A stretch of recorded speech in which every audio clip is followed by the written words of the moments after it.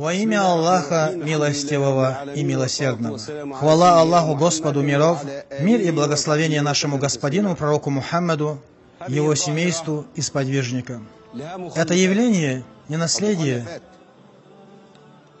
Оно не является целью само по себе.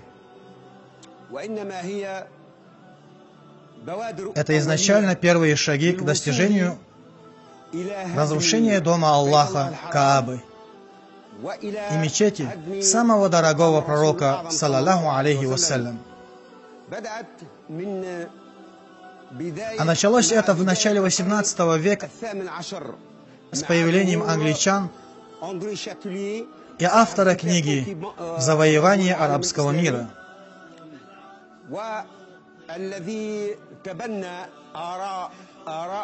идеи которого приняли мистер Хемпер, мистер Гордон и Джордж Вильми,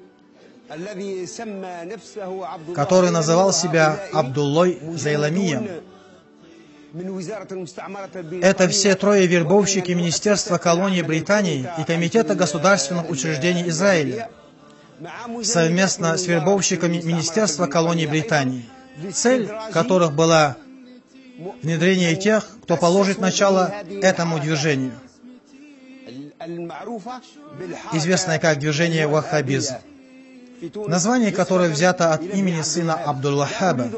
Я не хочу упоминать его первое имя, очищая имя нашего господина Мухаммада, саллаллаху алейхи вассалям, чтобы никто не сравнил его с таким, как сын Абдул-Ваххаба. А этот сын Абдул-Ваххаба и есть не что иное, как марионетка Министерств колонии Британии. Первое, за что они взялись, это сожжение и уничтожение кладбищ и могил святых, не разбирая, чьи они, ученых или авлия, праведников или сподвижников пророка, саллаллаху алейхи вассалям, да будет доволен ими Аллах, тем самым стирая следы ислама.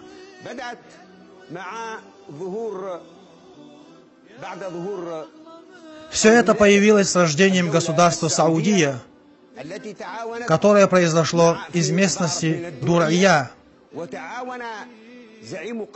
Предводителем племенем Дурайя Мухаммад бин Сауд первым стал сотрудничать с сыном Абдул-Ваххаба из племени Уейна, а эти две племени были союзниками. Позвольте, шейх, спросить у вас, какие проблемы были у ваххабитов, о которых вы говорите сегодня, с учеными, авлия, праведниками и могилами святых? Расскажите нам про эту проблему. Проблема в том, что они совершают поступки, не зная их результата и не понимая, для чего делают это. Потому что эти действия и есть результат диктовок мистера Хемпера, сына Абдул-Ваххаба. У меня есть его книга. Если хотите, прочтите ее.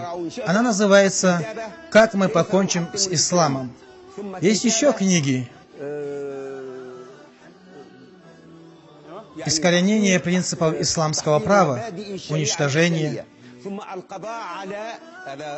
Эти книги с переводом.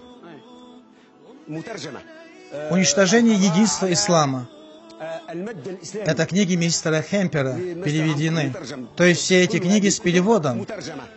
Почему идеология ваххабизма, о шейх, считает почитание праведных и авлия многобожием, а возведение построек на могилах праведных и авлия тоже многобожие?